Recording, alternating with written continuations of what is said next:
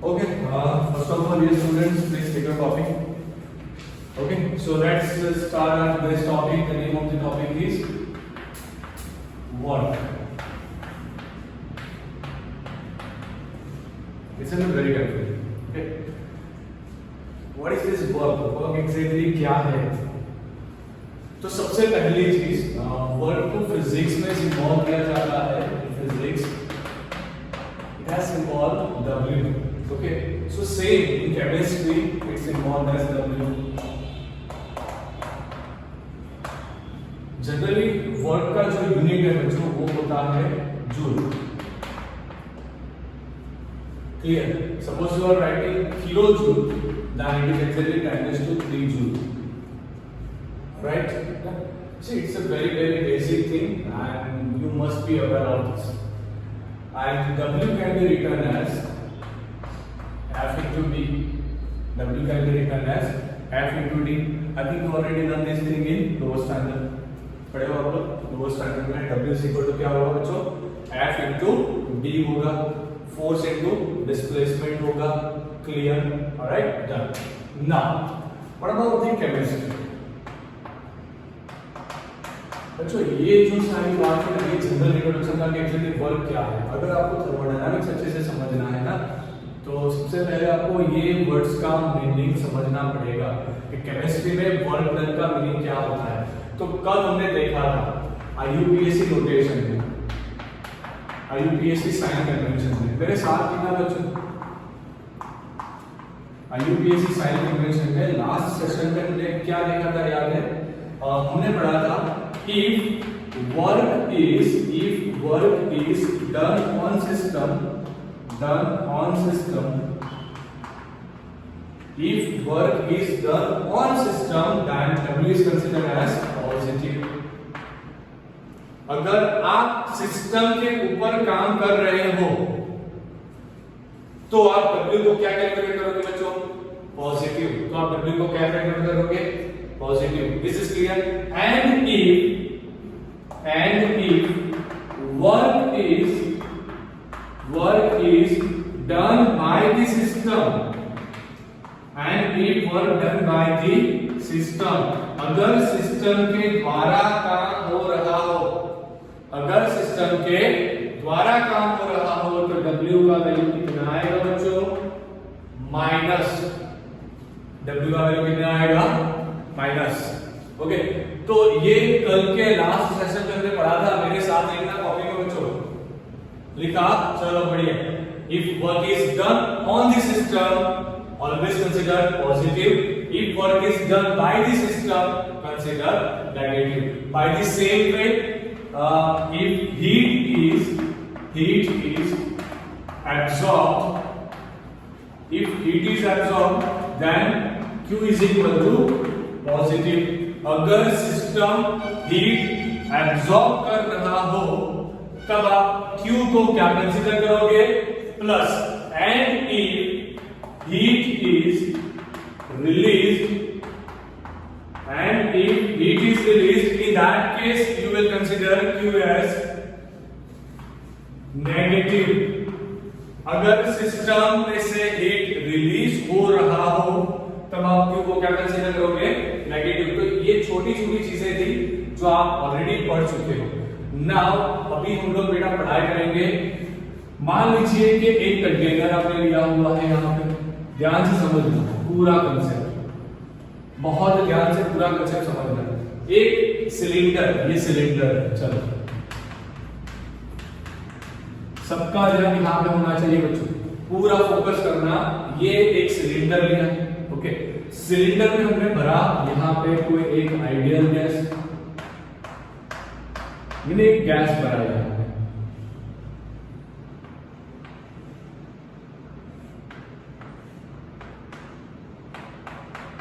ये हो गया मेरा पिस्टन.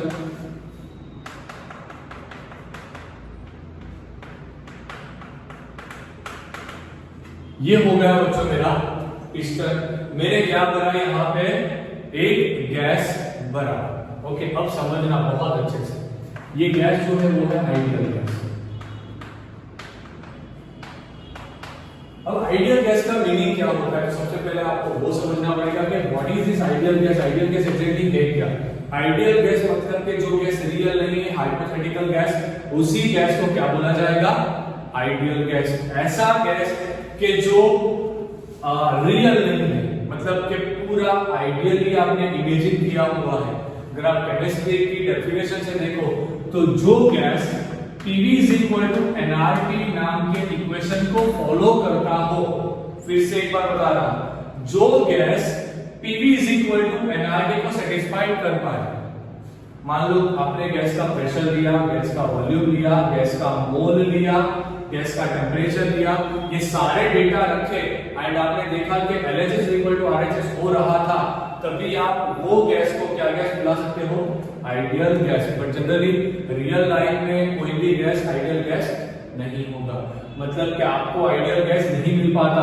ये सिर्फ हमारा हाइपोथेटिकल कांसेप्ट है। यहाँ पे जो R दिया जाता है वो है गैस कांस्टेंट, वो है गैस कांस्टेंट जिसका वैल्यू होता है 8.314 यूनिट। ये चीज ध्यान रखना। ओके, जो gas PV is equal to nRT को सेटिस्फाइड करे, उसी गैस को क्या बोला जाता है? Ideal gas. गया समझ में? दिमाग में गया? आपने एक सिलेंडर लिया बेटा, सिलेंडर में क्या भरा आपने? एक आइडियल गैस भरा।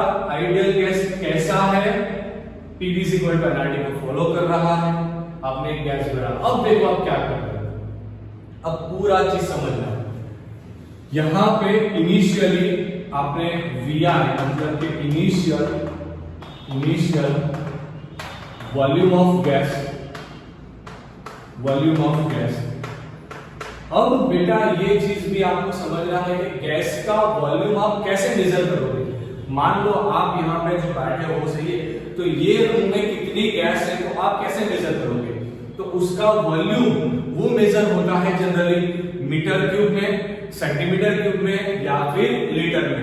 मैंने आपसे बोला कि इनिशियली ये जो इनिशियली गैस था उसका वॉल्यूम था, मान लीजिए 50 लीटर। कितना वॉल्यूम था इनिशियली? मान लीजिए 50 लीटर। अज्यूम, इतना अज्यूम किया हुआ है, तो ये आपको मान लेना है कि शुरुआत में वॉल्यूम कितना है? VI जितना। ओके, पहले तो ये चीज आपके दिमाग में गई। अब ध्यान से देखना, मैंने क्या किया? मैंने पिस्टन को फोर्स दिया, मैंने पिस्टन को फोर्स दिया अंदर की ओर। अगर मैंने पिस्टन को अंदर की ओर धकेला तो अब क्या होगा? पिस्टन यहां पे आ चुका होगा शायद। ओके, तो अब आपको मिलेगा VF जो होगा आपका फाइनल वॉल्यूम ऑफ गैस। अब आप खुद से दिमाग लगाओ, इनिशियल से फाइनल वॉल्यूम कितना होगा? कम होगा, लेस होगा, सही है ना? मतलब कि फाइनल वॉल्यूम मान लीजिए कि 50 लीटर हुआ, अज्यूम। इससे साबित क्या हुआ बच्चों? इससे प्रूफ ये हुआ कि VF का वैल्यू कम होगा VI से, VF का वैल्यू कम होगा VI से। इसका मीनिंग ये हुआ, अगर आपने डेल्टा V निकाला, मैंने समझाया था बेटा डेल्टा V का मतलब होता है चेंज और difference, change in volume, change in volume, इसे बोला जाता है डेल्टा V। मैंने लिखा VF minus VI, but generally VF minus VI का आंसर कैसा आएगा? यहाँ पे ये छोटा आंसर है, ये बड़ा आंसर है, तो ओवरऑल आंसर यहाँ पे क्या आएगा? नेगेटिव। कैसा आएगा बच्चों? नेगेटिव। आप खुद से दिमाग लगाओ, VF का वैल्यू 50 रखो, सॉरी VF का वैल्यू 25 रखो, इसका वैल्यू 50 रखो, तो ओवरऑल आंसर कितना आएगा? -25। खुद से करके देखो, यहाँ पे 25 रखो, यहाँ पे 50 रखो, तो ओवरऑल आंसर कितना आएगा? -25 लीटर। सही है? ध्यान रखना, पूरा ध्यान यहाँ पे रखना। ओके, इतना निकल के आया। अब आपसे पूछा जाता है, देखना, अगर आपसे पूछा जाए कि कितना वर्क डन हुआ, हमने सिस्टम पे काम किया ना, पिस्टन आपने अंदर धकेला, इसका मतलब हुआ कि आपने सिस्टम पे काम किया। We done work on system, सही है ना? हमने सिस्टम पे काम किया, तो ऑफिशियली हमारा जो वर्क डन होगा वो कैसा आएगा, पॉजिटिव वर्क डन आना चाहिए, क्योंकि हमने काम किया सिस्टम पे। अगर आप लोग सिस्टम पे काम कर रहे हो तो आपका आंसर कैसा आना चाहिए, पॉजिटिव आना चाहिए। अब आप ध्यान से देखना, आप लिखोगे यहां पे, मान लीजिए कि आपने लिखा W is equal to F into डी, ओके, फोर्स इंटू डिस्प्लेसमेंट। अब आप प्रेशर का एक फॉर्मूला जानते हैं, pressure P is equal to होता है F बाय A, होता है ना, pressure P stand for the pressure, pressure is equal to होता है फोर्स पर area, pressure P is equal to होता है फोर्स पर एरिया। अब आप ध्यान से देखना, मैं यहां पे F is equal to PA का वैल्यू यहां पे रख रहा हूं, तो यहां हम लिखेंगे P into A into small D, okay. अब आप खुद से दिमाग लगाओ, ये हुआ एरिया एंड ये हुआ डिस्प्लेसमेंट या फिर डिस्प्लेसमेंट। अब एरिया इंटू डी या फिर A into D, area into D, इसे क्या बोला जाता है, एरिया इंटू डी, इसे बोला जाता है वॉल्यूम। या लोअर स्टैंडर्ड में पढ़ के आए हो, अगर आपने एरिया को लेंथ से मल्टीप्लाई किया या फिर एरिया को ब्रेड्थ से मल्टीप्लाई किया या फिर विड्थ से मल्टीप्लाई किया तो आपको वॉल्यूम मिलेगा, सही है। एग्जैक्टली एरिया होगा L cross B is equal to volume आ गया, मतलब कि A इंटू डी, इसका आंसर होता है वॉल्यूम। मैं यहां पे ले रहा हूं डेल्टा V, क्या ले रहा हूं, डेल्टा V। अब आप खुद से दिमाग लगाओ कि इस एग्जांपल में आपका डेल्टा V कैसा आने वाला था, नेगेटिव, पर आपको आंसर कैसा चाहिए, पॉजिटिव। तो आप क्या करोगे, सामने सिंबल रखो negative, so P into delta V is equal to W।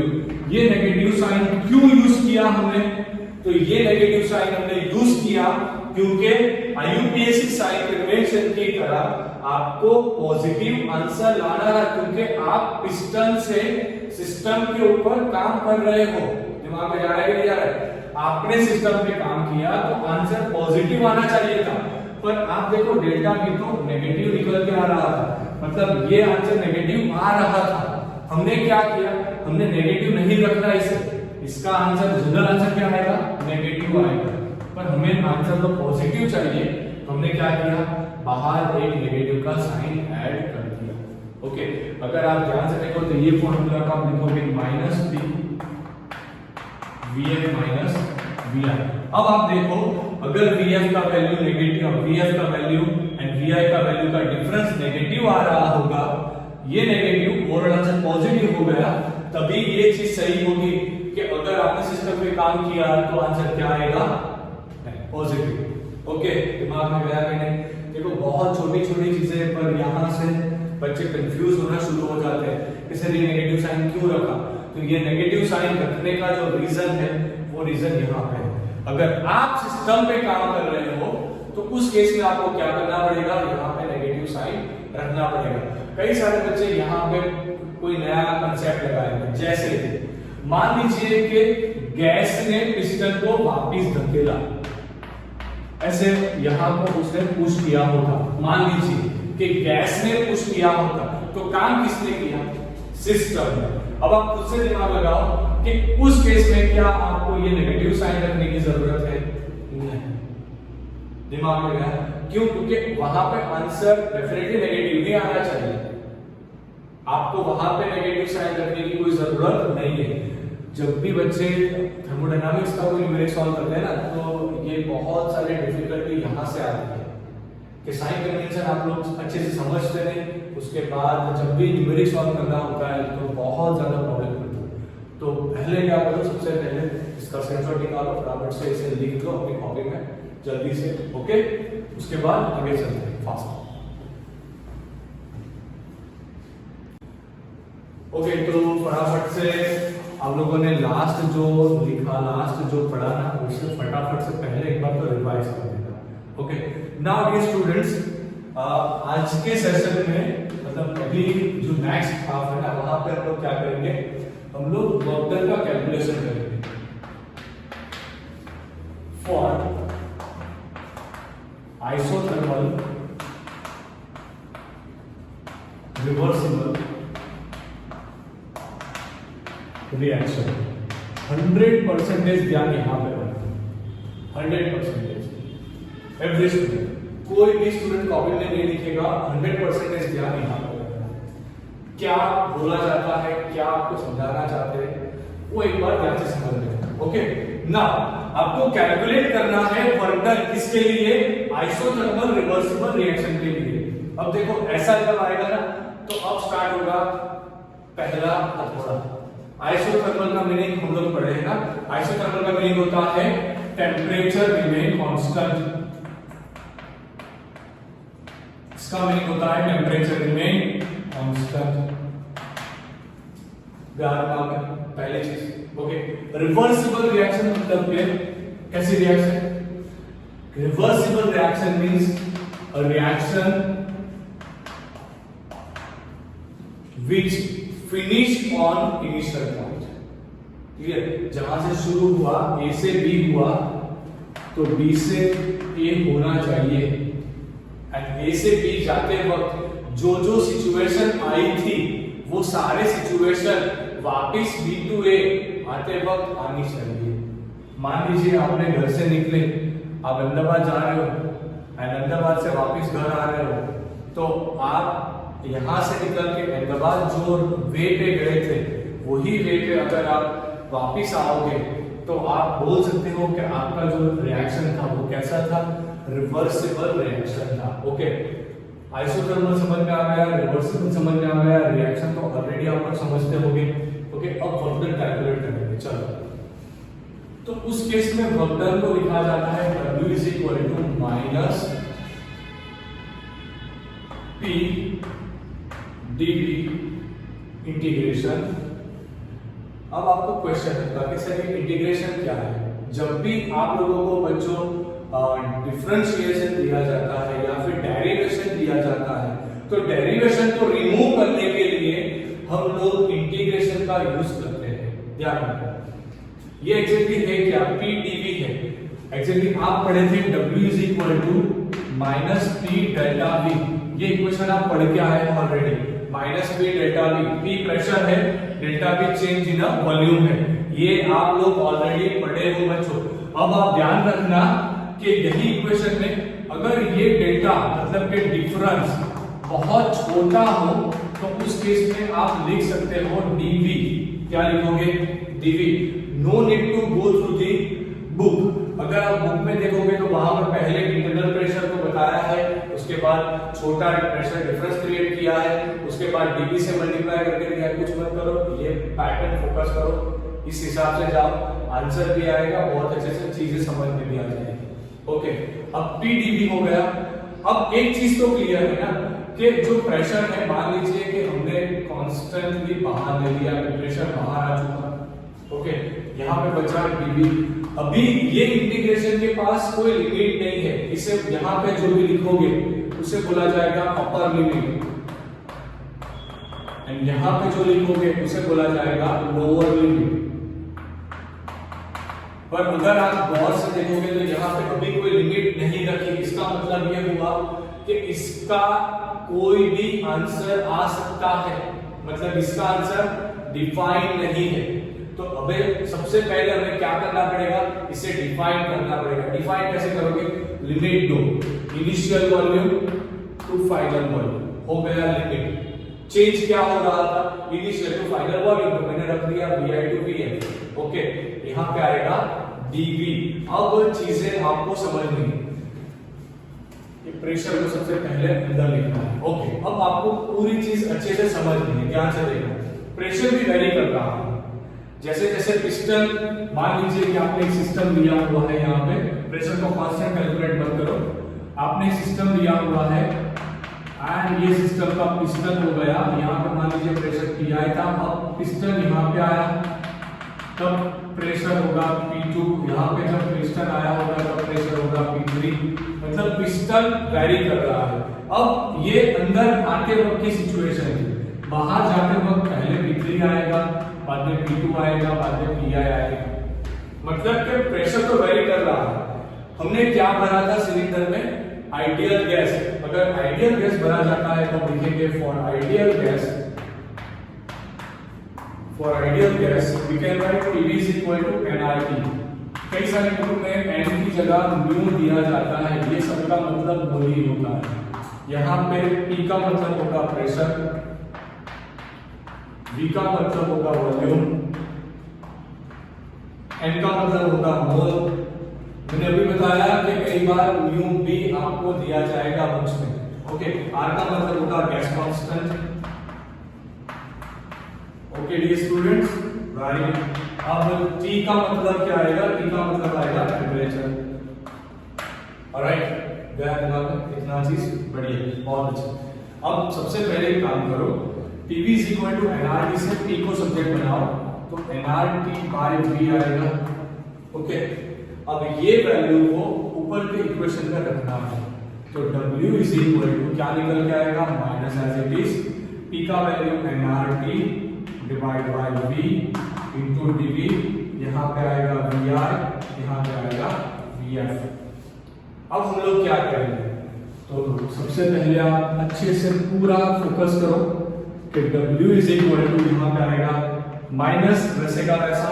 आपने जो गैस लिया, क्या गैस के मोल चेंज होंगे? नहीं। हमने सिलेंडर में भरा था 4 मोल गैस, तो पिस्टन अंदर बाहर करने से क्या मोल में कोई फर्क पड़ेगा? नहीं। मतलब मोल कांस्टेंट रहेंगे, उसे बाहर निकालो। ओके, क्या गैस कांस्टेंट में कोई फर्क पड़ेगा? अभी पहले बताया था 8.314 होता है, मतलब गैस कांस्टेंट भी कांस्टेंट रहेगा, उसे भी बाहर निकाल दो। मैंने लिखा था प्रोसेस आइसोथर्मल दिया गया है, तो टेम्परेचर को भी बाहर निकाल दो क्योंकि टेम्परेचर भी कांस्टेंट होगा। ये nRT कांस्टेंट ही मैंने बाहर ले लिया। अब क्या बचा आपके पास? आपके पास बचा VI लिमिट से VF तक 1/V dV। अब 11वीं के बच्चों के लिए ये चीज बहुत नई होगी। ओके, आपके लिए बहुत नई है कि इसका इंटीग्रेशन कैसे लिखोगे। तो याद रखना बच्चों, 1/x dx, इसका इंटीग्रेशन होता है ln x। क्या होता है इसका इंटीग्रेशन? ln x। नया है, ध्यान से देखोगे, 2-3 बार जब रिवाइज करोगे चीजें पुरानी हो जाएगी। 1/x का इंटीग्रेशन कितना होगा? ln x। तो यहां पर लिखेंगे माइनस nRT, यहां पे लिखेंगे ln v, क्योंकि 1/x होता तो हम लिखते ln x, 1/v है तो हम लिखेंगे ln v। लिमिट आएगा VI टू VF तक का। ओके, अब बच्चों आपको क्वेश्चन होगा कि ln क्या है? तो ln है हमारा नेचुरल लॉग। अब 9th स्टैंडर्ड में पढ़े हो कि लॉग 2 तरह के होते हैं। एक होता है लॉग बेस 10 वाला जो जनरल लॉग है, सही है। दूसरा होता है लॉग बेस e वाला, इसे बोला जाता है ln, एंड इसे ही नेचुरल लॉग बोला जाता है। जनरली आप 9th स्टैंडर्ड में ये चीज पढ़ के आए हो, नहीं याद है तो डोंट वरी, अभी क्लियर हो चुका। लॉग 2 तरह के आएंगे, एक होगा आपका लॉग बेस 10 वाला, दूसरा आएगा लॉग बेस e वाला, इसे ही नेचुरल लॉग बोला जाता है। ओके, अब देखो क्या होगा, यहाँ पे लिमिट रखना है। तो लिमिट कैसे रखना है? तो देखो ln पहले upper limit ln VF minus बाद में लोअर लिमिट ln VI। हो गया, बात खत्म। अब आप लॉग की प्रॉपर्टी जानते हो बच्चों, लॉग की प्रॉपर्टी। अगर आपको लॉग में ln A minus ln B दिया जाए तो आप लिखोगे ln A by B।